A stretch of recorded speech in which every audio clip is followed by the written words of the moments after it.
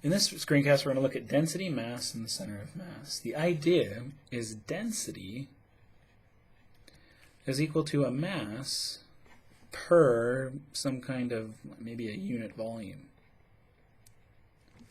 And if you have a piece of chalk, the density would be, what's the mass for every unit volume of this piece of chalk? Well, rather than thinking of the chalk as some volume, you could also think of it as it's got a length.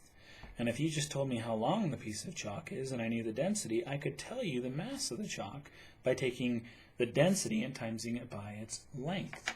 So rather than thinking of mass as unit per unit volume, we're going to think of it as a mass per unit length. Most of the things we're working with right now are curves. We're going to eventually come back to volume before the semester ends.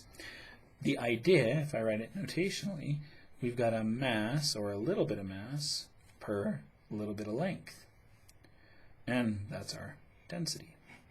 This is the key equation. Well, if you solve from the little bit of mass, it's your density times a little bit of length. And so if you want to find mass, you should add up little bits of mass, which means you should add up densities times a little bit of lengths. Well, we also know what a little bit of length is. It's a magnitude of r prime, dt, which means we now have a formula to get the mass. Add up densities times little bits of speed. We need a speed times time. And that should get us mass. Well, if density is constant, if this number is constant, then that means if you integrate, add up little bits of mass, you're adding up densities times little bits of length. If that's constant, you could pull it out. And this is now just the length. So density times length. That's mass if the density is constant. So if it's constant. We're going to use this now to actually generate a formula for the center of mass. If you go back to the last screencast and you recall centroids, the idea was find an average x, y, and z value. We just added up the x values with respect to length and divided by them with respect to length. We're going to generate a similar formula now. If the object we have, chalk, is constant density, but if we take this end of the chalk and make it out of gold and this end and make it out of wood, then this end's heavier than that end, which means the center of mass, the thing in the center, would move towards the heavier end where the gold is. So when something has varying densities, and the density changes throughout, if I try and put these together, the center of mass is going to be where the heavier thing is, and it's going to move in that direction. So the idea is if I want a center of mass,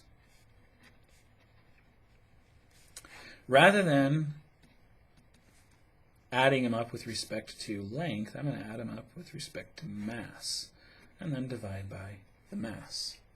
Which means we can also get a formula for y bar, which ought to be add up the y values with respect to mass, and then divide by mass. And of course, z bar is similar. Add up the z values with respect to mass, and divide by mass. Notice in the bottom I'm adding up little bits of mass, which means it's just the mass. Do those compare very similarly with the centroid? The centroid is just an x ds, and the only difference is whether I use an m or whether I use an s, which really means the only difference is the density, that delta in the middle.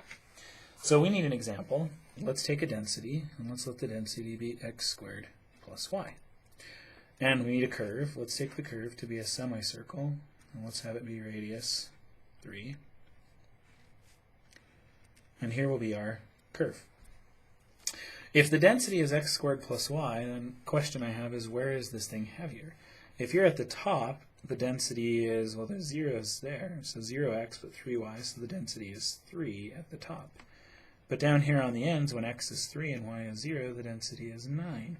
So notice this curve is heavier at these two endpoints than it is in the middle.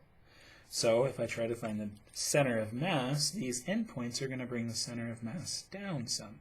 So the center of mass ought to move down some. We're going to create the formulas and set them up. First, we need a parameterization of the curve. So we parameterize the curve. R of t is 3 cosine t, 3 sine t. I need the derivative, which is negative 3 sine t, 3 cosine t. I also need the magnitude of the derivative. This is our speed, which is, in this case, we get a 9 sine squared plus a 9 cosine squared. which means I have the square root of 9, or 3. So our speed is 3, which means our ds is 3 dt. Now, our density, in order to get our dm, it's a delta ds. Well, I know what delta is. It's x squared plus y. And I need to times by ds. Well, what is x? Remember, this is x. Here's y. So this is 3 cosine t squared plus 3 sine t. And that all needs to be times by 3 dt. And that's how I get a little bit of mass. If I wanted to find just mass, I'd integrate this. I'm going around a semicircle. We better give some bounds in here. So that's 0 to pi. And now if I want to find x bar, the idea is integrate x dm over integrate dm. Well, do I have dm? I do. Do I have an x? I do. So I just need x times dm, which is 3 cosine of t squared plus 3 sine of t. And now I still need my 3 dt, and I've got to integrate from 0 to pi. In the denominator, I include everything that was in the numerator, but I leave out the x.